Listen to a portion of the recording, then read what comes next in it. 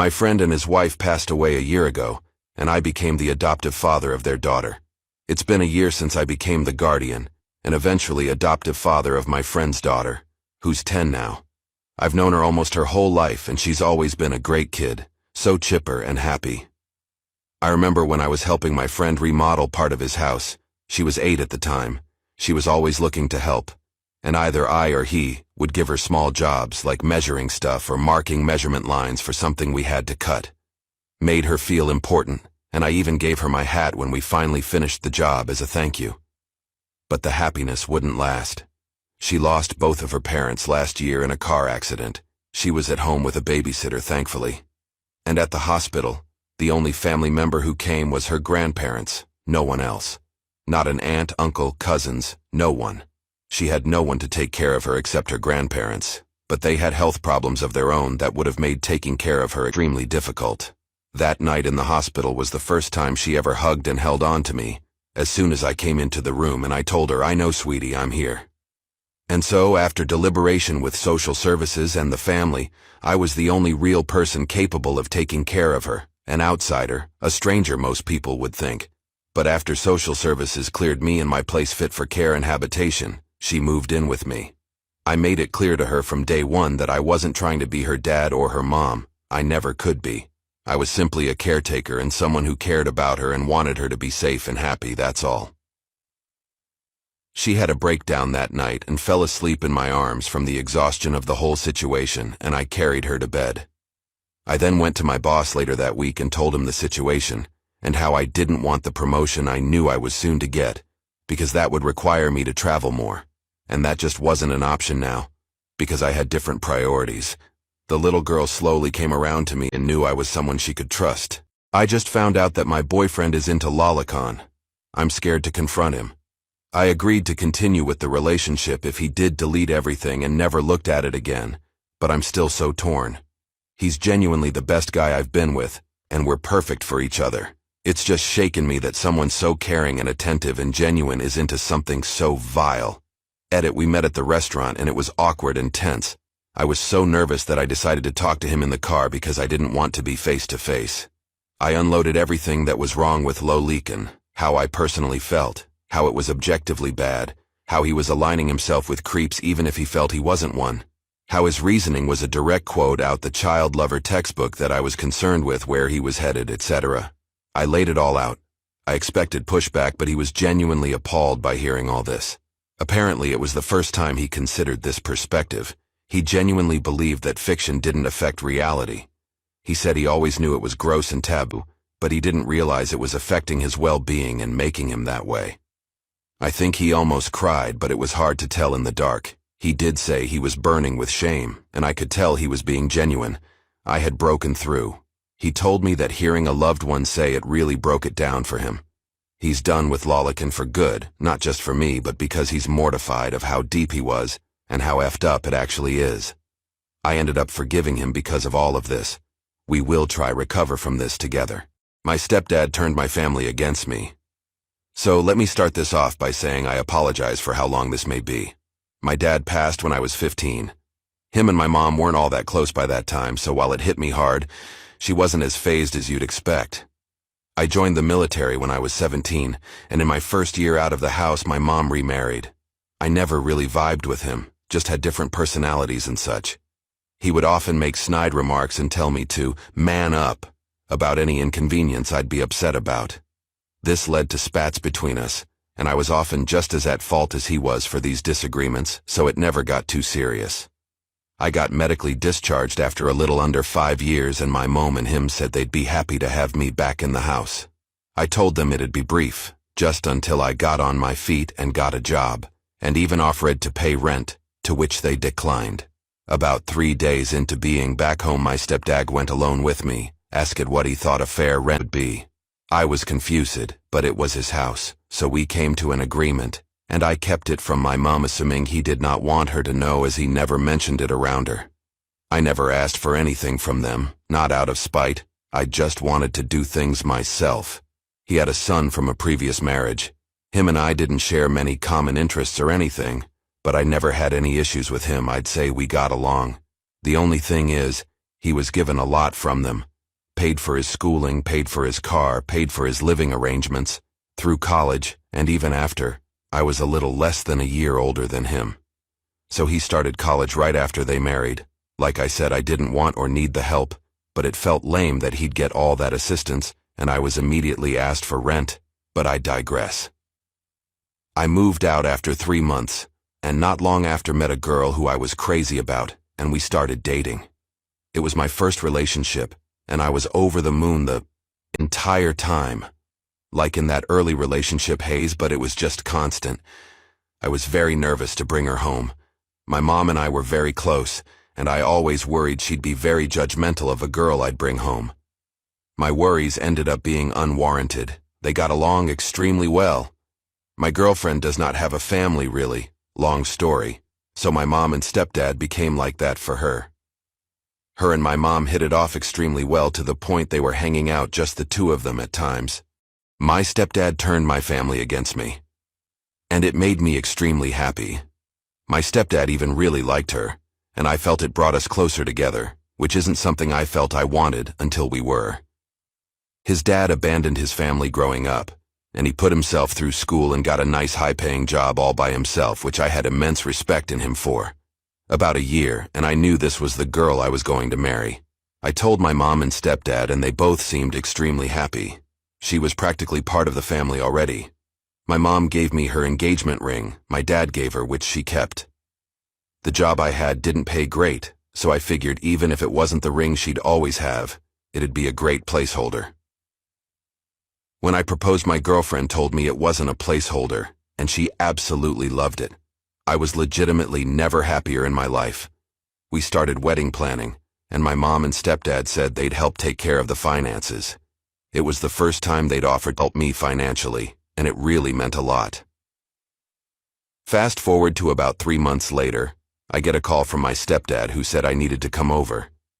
Felt a bit ominous, but I went over there after work. When I got there, my mom, stepdad, stepbrother, and fiancé. I saw her on the couch, and could tell she had been crying. I immediately thought someone had died, and went to go sit next to her when my stepdad stopped me. He started hitting me with accusations of me cheating on her for our entire relationship. I was puzzled and told everyone there I don't even text any women I'm not related to besides her.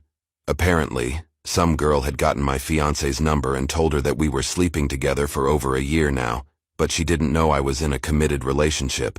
She sent her screenshots of alleged conversations and knew stuff about me that a random person wouldn't know.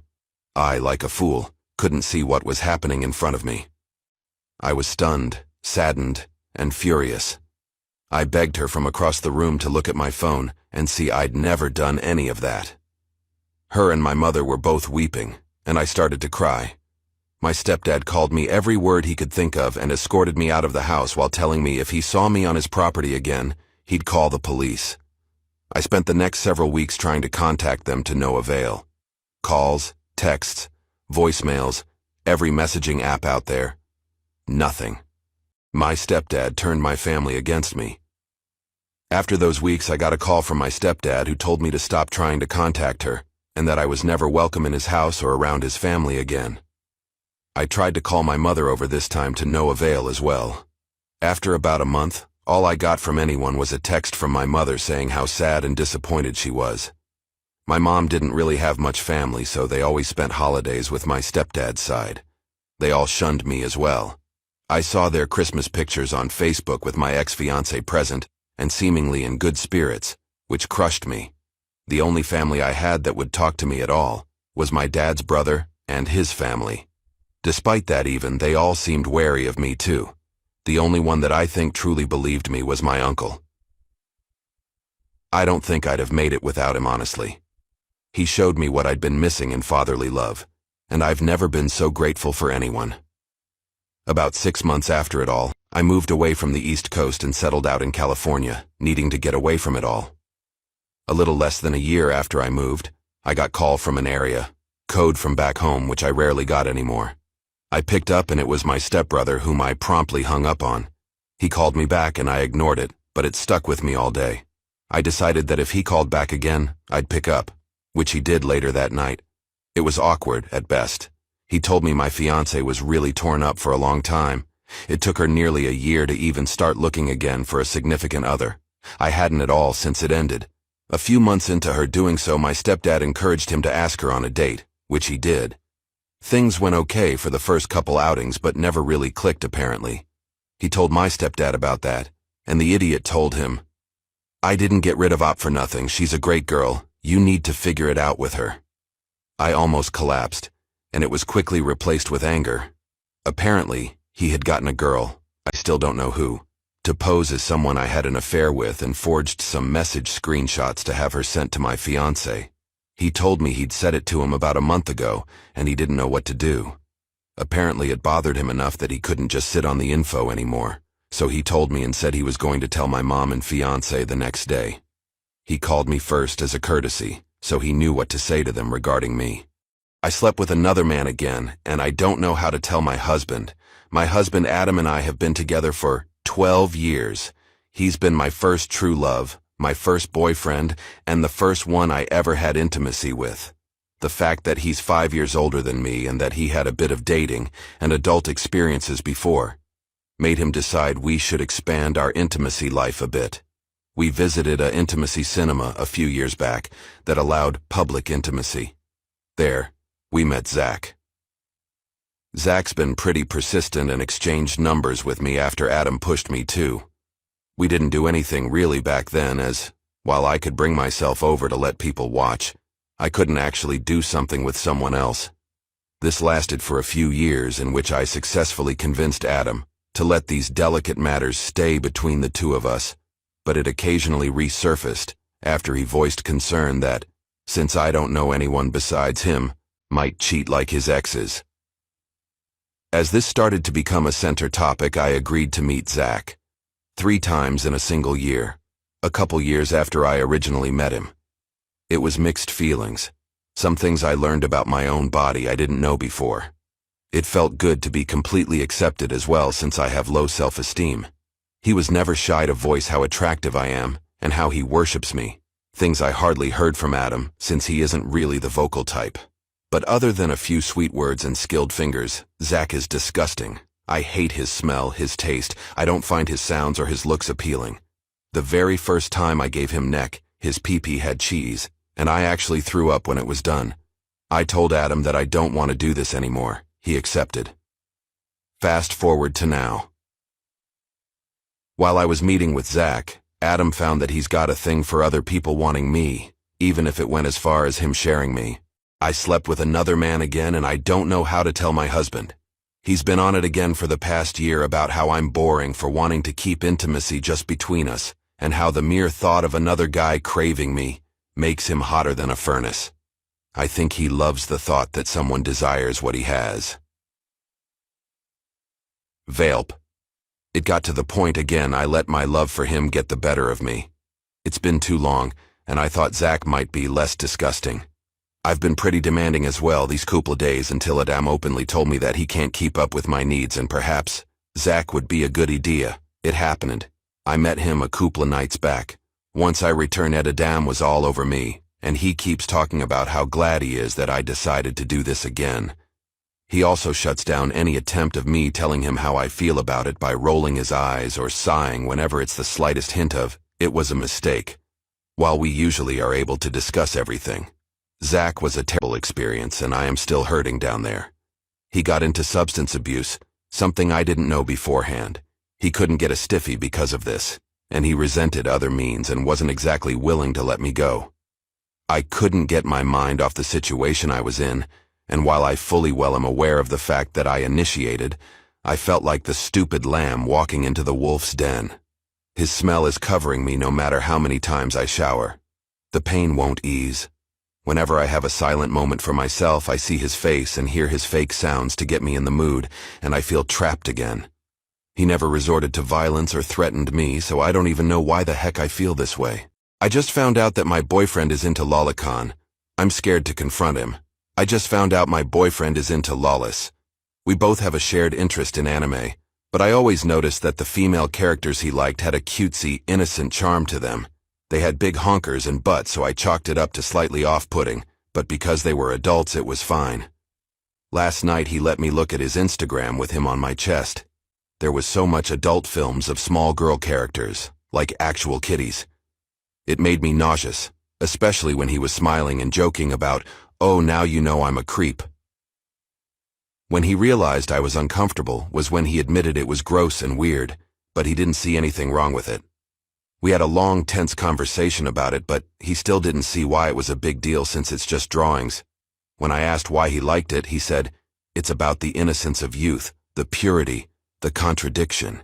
He assured me that this didn't extend to real life since he has a 10-year-old sister and smaller nieces, and he condemns that kind of thing in people in the lolly community who are like that.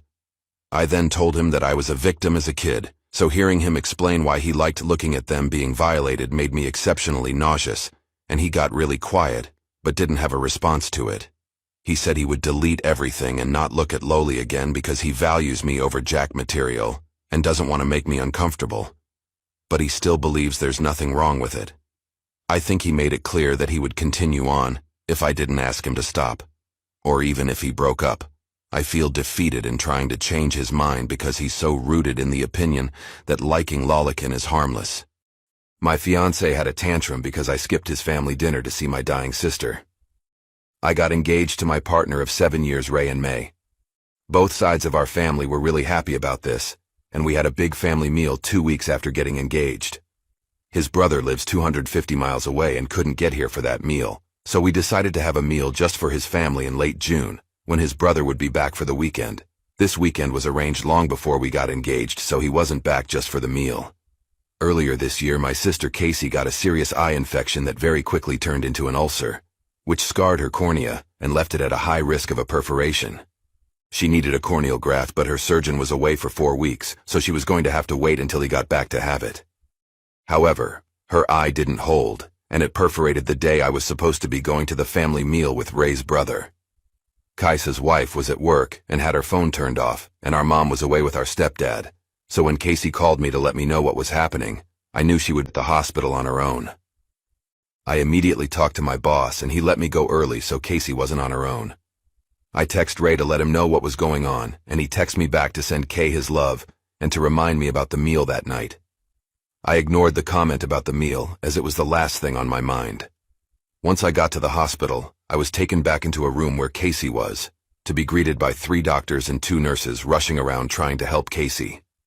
I was then informed that she needed to have an emergency operation to have her eye glued, or else she would lose it.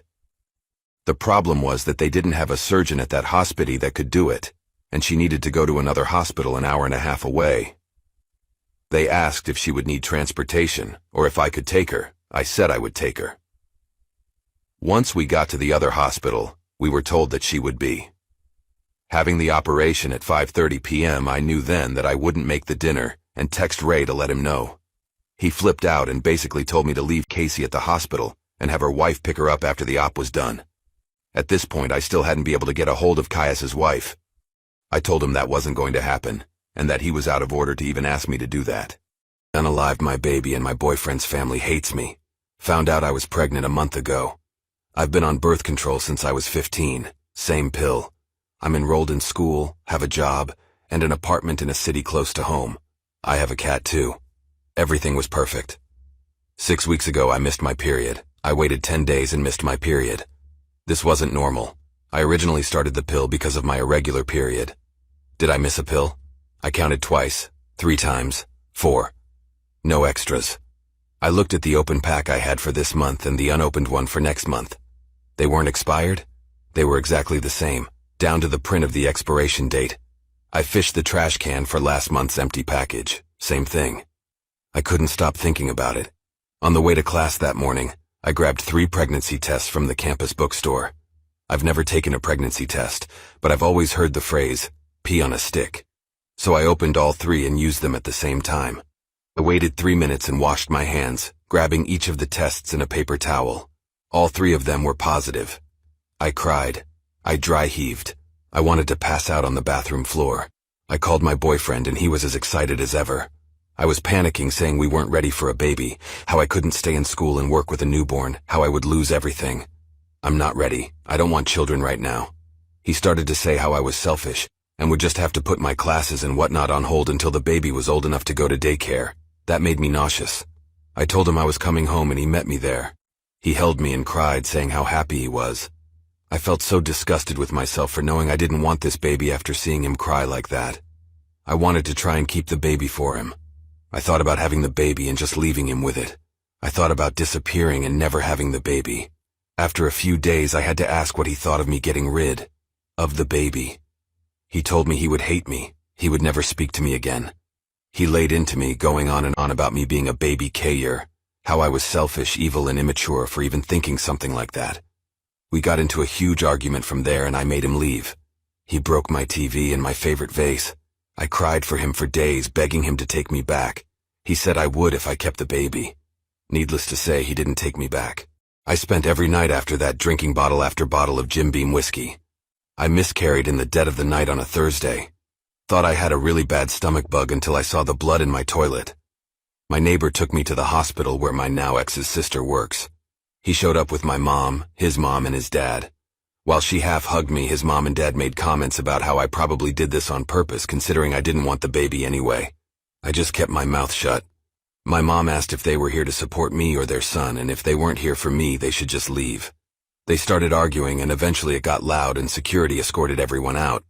But not before my ex and his family could start shouting at the top of their lungs how I'm a baby cake-yer and I'm going to hell, and I'm in so much pain, I'm so tired, and I'm so angry everything had to come to this. I really loved him, and now I feel like I'm losing everybody because of this. Today I effed up by accidentally destroying my boyfriend's family. I accidentally revealed that my boyfriend's mom was cheating by pointing out the fact that his older siblings, who both had the blood type AB, could not have been biologically related to their own negative father. I was an 18-year-old female dating my 18-year-old boyfriend, Jacob, at the time, and his father, who was in his early 60s, was a mechanic, and his mom, mid-50s, was a stay-at-home mom. They were a pretty typical white suburban family in the South, and I had asked Jacob if they could meet me even though we had only been dating for a month. At the dinner, I met his mom, dad, older brother, older sister, and her newborn daughter. The dinner went well, and I was chatting about my volunteer work at my college's blood drive, to which his father explains that his doctor told him he was O negative and a universal blood donor. My boyfriend mentions he is also O, but his siblings casually mention they are both AB. I don't think anything of it because my boyfriend had mentioned that his mom was married once before and was widowed. The following conversation went like this. I said, "Oh, that's really cool. You're a really rare blood type. If you don't mind me asking, is your mom's blood type A and your dad's B, or your dad's A and mom's B?" The older sister goes, "What do you mean?" "He's O." Gesturing to my boyfriend's father, I go, "Oh, I know. I was just asking about your bio father. But of course, you don't have to answer if you don't want to." I notice his mom get really pale, and it was in that moment I realized I effed up. Today I effed up by accidentally destroying my boyfriend's family. The older brother goes, "What do you mean, bio father?" I just started profusely apologizing and said, "I'm sorry. I didn't mean anything by it." Then, Jacob's dad got real quiet and looking at his wife's face. He knew instantly. I look over to Jacob, who I think was starting to put the full picture of what was happening together. Jacob's dad asked, "Are you saying they're not my biological kids?" Because my wife swore up and down in marriage counseling that they were my kids and she would never cheat on me. Yeah, turns out she never had any kids from her previous marriage. Jacob's mom said, "I would never cheat on you. They are definitely your kids. Don't be ridiculous." Jacob's dad then turns to me and says, "Why do you think they're not my kids?" I try to excuse myself because it was very clear the cat was out of the bag, and with a quick Google search for my boyfriend, he starts cussing out his mom. She starts to sob and apologizes over and over again. And I am forced to explain 9th grade biology to his father about the fact that the only kids he could have produced were with a blood type, O, A, or B, but absolutely not AB. Jacob was the only one with the possibility of being his son. They all start screaming at one another. Jacob's older sister eventually leaves because her newborn is screaming too. His mom goes and locks herself in the bedroom. Jacob's older brother follows her screaming, asking who his real father is. My boyfriend is trying to figure out if his dad still wants to be their father. I eventually have a friend come pick me up. We broke up shortly after, but not after figuring out that none of the kids produced from the marriage were his, and they divorced soon after. I think my disabled brother tried to unalive my mom tonight. My mother called me from the ER today with very bad bruising all over her body and broken ribs. I book her an Uber back to my brother's house immediately as she was cleared by the doctors. I text my cousin, who my mother is close with, to come over to mine. She comes over, and as she does, I'm simultaneously on the phone with my brother trying to ask him what happened to Mom. He starts sending me photos of him wounding his wrists. He is telling me he is taking his life and unaliving our mom because it's her fault he was born autistic. I'm begging him in tears to not do this via speakerphone as he sends more. I hear him go into a full-on psychological SSI-esque breakdown. I'm hearing and seeing every moment of it. Dots are connecting, as she said doctors asked about her bruises and ribs earlier, and they kept reiterating and repeating if she was sure what had happened, and what hurts, and why. All the while my brother is screaming and crying uncontrollably.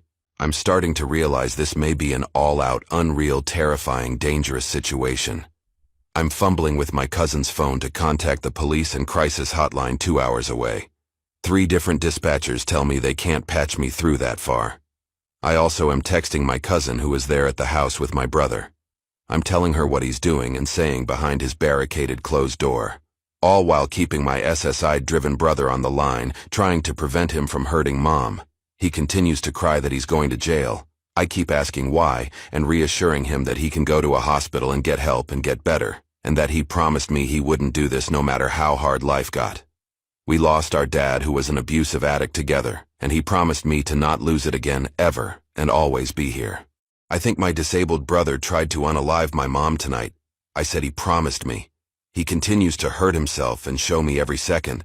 It's extremely hard to watch, and as someone who has recovered from self-hurting, it's extremely nauseating to see. Too many boundary-crossing pics. He wounded his own pee-pee and showed me. I'm physically feeling sick at this point. He tells me, I don't want to be here and I'm taking her with me, and at this point I realize I could potentially wake up without a brother, mom, or anyone. I hear the cops come in. He immediately states, I'm completely cooperative, and he never has the chance to hang up on me. My idiot self stays on the phone listening to him be evaluated and detained for over 45 minutes, before I hang up and realize I'm possibly in shock and disassociating. The way he went from wailing he was going to end his life to totally cordial to the cops in no time at all is effing disturbing. I still can't get past it. He is on a mandatory 72-hour psych hold, and my cousin stayed with my mom for the night. I now know that he threw her around like a rag doll. A 32-year-old man flung his 70-year-old post-stroke mother around her house like a toy. He put her in a submission hold. He broke her cane, held her down so hard on her bed he broke a rib. He repeatedly asked her if she was ready to die. He got up and grabbed a knife from the kitchen. He plunged it into the bed near her head repeatedly. She said she just prayed. He taunted her, and every time she got up he knocked her back down. This went on for 2 days. Then he proceeded to try to take his own life and show me, his twin sister, every step of the way. He was determined to make me watch him end himself, even though I was far away. My 21-year-old brother unalived himself today. I've been through some poop. Life can be a real mother effer sometimes, and it doesn't give a dang about your plans or aspirations. You're just going along, minding your own goddamn business, and then bam, something effing blindsides you and knocks you off your feet. But let me tell you, nothing, and I mean nothing, compares to the gut-wrenching pain of losing a loved one to unaliving. It's like being punched in the chest repeatedly, your heart shattering into a million effing pieces. That sense of emptiness that settles in your soul, it's suffocating, like drowning in an ocean of sorrow. My older brother was just 21 when he decided to end his own life. 21 years of laughter, fights, and shared memories, all extinguished in a single selfish act. The grief that tore through our family was indescribably. It was like a tsunami of pain, annihilating everything in its path. You know, my brother was a goddamn force of nature. He was the life of the party, always cracking jokes and making everyone around him laugh until their stomachs hurt. We were tight, inseparable. We had our fair share of adventures, from sneaking out past curfew to causing chaos during family reunions. But beneath that larger-than-life personality, there was a darkness lurking within him. Mental demons that he battled silently, masking them with smiles and laughter. None of us had a effing clue. We were blindsided, left to pick up the shattered remnants of his broken soul. I remember the days that followed his death, like a blur of tears and unanswered questions. Rumors began to circulate, secrets revealed. We discovered that he had been struggling with depression, drowning in a sea of despair without any lifelines to cling to.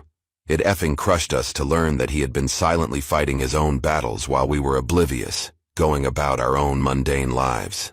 My 21-year-old brother unalived himself today.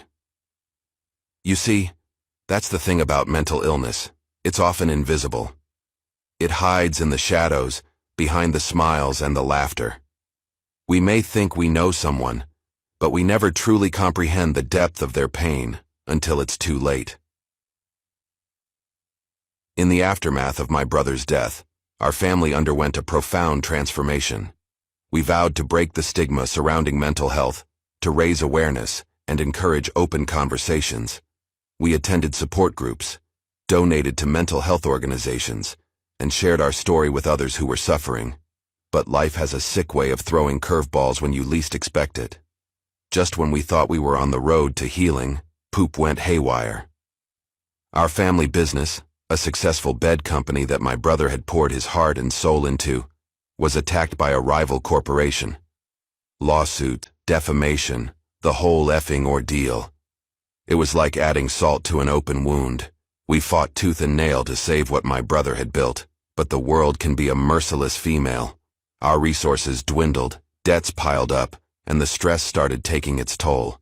It felt like we were drowning all over again, gasping for air, searching for a lifeline. We held on to hope, to faith, to the memory of my brother. We refused to give up, to let his death be in vain. But as the days passed, as the pressure mounted, we started to realize that this was a battle we might not be able to win. We were on the brink of defeat, of surrendering to the darkness, when suddenly, a light shone in the darkness, a ray of hope, a sign of deliverance. We were saved by the unlikeliest of heroes. A mysterious benefactor had stepped in to save the day, to save our business and our legacy. We were stunned, speechless. Am I the a-hole for not waking up early and helping my mother-in-law with chores? I, F25, has been married for a year now. It is customary in our culture that women stay with their in-laws after marriage. I didn't subscribe to this and told my husband, then boyfriend, before marriage itself, that I want to live separately. He agreed, since he himself wanted to live away from parents and build his own life. But as a compromise, we would still visit them and stay at their place every couple of months. It is again customary. Dill helps mother-in-law with household tasks, the stench of patriarchy. In our house, that is mine and husband's, we are equals. We do chores together. In in-law's place, it's always his mom who does majority of chores. She was a psalm too. When I am visiting, I am expected to help her with the chores, not my husband, just me. I just rope him in as well. The main issue is that everyone there wakes up at 5:36 a.m. That's way too early for me, even on days when I have work. Since we go there on my off days, I just want to sleep in. At least till 8 to 9 a.m. Initially, they didn't say much about this. Just a bit of snide comments that I let go. Use my own battles and all. But today morning, my mother-in-law made a big show of how I never help her with chores. Let me clarify. She wakes at 6 a.m. and finishes most tasks by 9 a.m. By the time I am awake, it's all done. I help prep, but that doesn't count to her. The fact I don't slave away in kitchen is making her mad.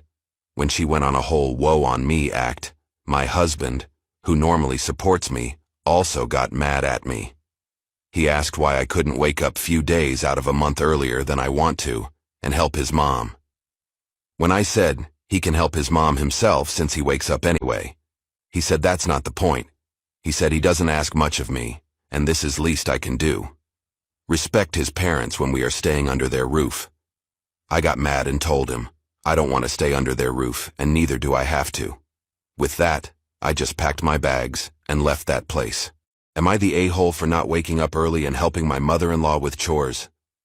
Now my parents and husband are blasting my phone for overreacting. Am I the a-hole?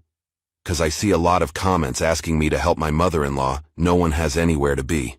It's literally the weekend. There's no requirement for things to be done by that time, other than the fact it is how we do here. And I help her meal prep, cut veggies and everything the night before. I clean the house too, roping in my husband as well, though we literally visit for 2 days.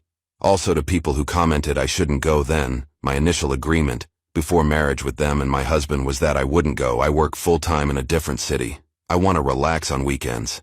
They kept calling, begging and guilt-tripping. I finally agreed to visit. As in, 1 weekend a month. We go there Friday after office and return Sunday night. That's literally the entire weekend and duration of stay. If I wasn't there, I would be sleeping until 12 noon of after. Husband knows this well. As I respect his home, I am getting at 8-9. It feels like yet another working day to me. Getting at 6 a.m. is like overtime on already hectic 12-day week. To all who are guessing, yes, I am Indian. From Kerala, to be precise. And yeah, I know many other cultures have this in common. Reading each of your stories makes me sadder and braver at the same time. To everyone who is saying you know what you married into, now do as they want. A bit of backstory. I am from the same culture they are. I grew up seeing my mom work harder hours than my dad, get home later and using crowded public transport while my dad used own vehicle, and then make tea for him. It sounds very simple. A tea, right? It's not. It's coming on struggling in public transport, and as soon as you reach having to go, make tea for a man who has reached home from his job 10 minutes away in own vehicle. Make him tea and dinner while he watched TV. I know the fight she fought and fate she accepted. I know even after 30 years of marriage she is upset I called out my innocent husband on his baby behavior. He throws tantrums and hits people when they don't agree with him. Poor baby. I, 29 Canadian, met my, now, husband, 29, Egyptian Canadian, in early 2021 via a dating app, but we had mutual friends already, same university. I quickly fell for him and after a year we got engaged. 2 months later, we had our apotive nikah Islamic ceremony. It was very small, immediate family only. Our wedding reception is in 1 week, 4.5 months after the apotive. There is obviously a fair amount of stress, as we're stretched pretty thin, to make the wedding work shortly after purchasing our first home. My husband is in a new job, and I'm in a famously high-stress job. I definitely acknowledge I have not been my best self lately, trying to make ends meet and get myself through each day, frankly. On to the red flag. My husband is a charismatic, funny guy. He's loud, as am I. His personality has been something I've loved about him since I met him. But lately there's less humor and more commentary on world politics, sometimes right-wing conspiracy, or what I would call conspiracy, type stuff. It's preachy. When I engage, it quickly becomes a fight, seemingly regardless of my stance. When I take issue with his tone and personal attacks, I get yelled at or told I'm purposefully vilifying him. He's starting to shout at me more often. Today it was in front of his whole family. It was humiliating. I cried. It was over me pushing back when his family told me they had already done the seating chart for their guests, despite not having the entire guest list. I called out my innocent husband on his baby behavior. I did not think I was being rude, but I just explained that I needed to work off the draft I had because I knew it had all guests on it. I was reassuring her she could rearrange tables if I got stuff wrong. My husband interjected himself from the next room shouting at me for saying his mom didn't know everyone that was coming. Then he shouted that he wasn't shouting. We were shouting. I shouldn't have. But I called him out on his immaturity. I called him out for yelling in front of our nephews, 971, who were there. I told him to stay out of it if he was going to yell. We finished the seating chart, and I left to stay with my parents. We are visiting from out of town. It's been 5 hours since the incident, and I haven't heard from my husband. When I left, I gave everyone a quick hug goodbye, including my husband. He didn't walk me to my car. He's been shouting at me more at home, too. I avoid certain topics altogether. It got physical once, and he put his hand on my throat. He apologized profusely for this and blamed it on frustration at my poor memory during an argument we were having. Sometimes he pushes me, which I find super embarrassing in public. He shoves me out of the way if I go to pay at the store, despite us often alternating who pays. I have verbalized that my parents don't treat each other that way. I have told him I don't want to be treated that way. I have explicitly said, don't shout at me, don't push me, threatened to involve his older brothers. I'm sure I'm extra upset right now for a handful of reasons: wedding stress, menses not praying, work stress, but I'm starting to worry that I'm being willfully blind here. I think my mom slept with my high school boyfriend. My boyfriend and I started dating when I was 14 and he was 17. We dated for like 3 months in high school and broke up. He then dated one of my best friends and told me he'd break up with her if I date him again, so being young and naive I did. So we dated for like another year. I had to move across the country with my family. This time it was a super messy breakup. We were in the middle of fighting over text, and he messaged saying, "You know what? I slept with your mom," and sent a picture as proof. I briefly looked at the picture, enough to be like, "Yep, that looks like my mom," and then deleted it and blocked him. I didn't want to believe it, so I just didn't think about it. So I just locked that away for about 10 years. I'm now married to the love of my life and have 2 young kids. We live far from my mom, and she came to visit and drove here. We only see her once a year. While she was here, she kept lying about small things, just small little lies here and there, but it bothered me. After she left, it boiled over and I called her out and told her I don't appreciate being lied to, especially about dumb things that don't matter. It escalated and I hung up on her. She then makes a group chat with me and my husband and sends another message about how she didn't lie, but that she has to lie because she knows how I'll act weird if she does not make up these little lies. I messaged back, "Okay, liar." She then sends a text about something I said 2 years ago when I was complaining about my husband's family to her. This made me see red, because I feel like that's why she made a group chat with me and my husband, so she could send that to him. I don't know if it was to hurt me by hurting him, to make him mad at me so I'm fighting a war on 2 fronts, or to get my husband on her side of the argument. I think my mom slept with my high school boyfriend. Either way, I lost it. I told her I know she slept with my high school boyfriend. She proceeds to keep texting me about how she's an adult and I'm not her mom, and it doesn't matter why she lies to me or what she's doing. She ignores the thing about sleeping with my ex. So I send it again, like 2 more times, before she's finally like, "Stop sending that crap to my phone," and then tells me I'm crazy and need medication. So since then, I've been no contact with her. I do believe she slept with my ex, but also I'm worried about if he was lying and said that to ruin our relationship. It's something I've ignored for 10 years, but now that I've said it aloud, so many things make sense. When we first dated, she went through my phone and read my messages with him to my aunt, and they made fun of me at Thanksgiving.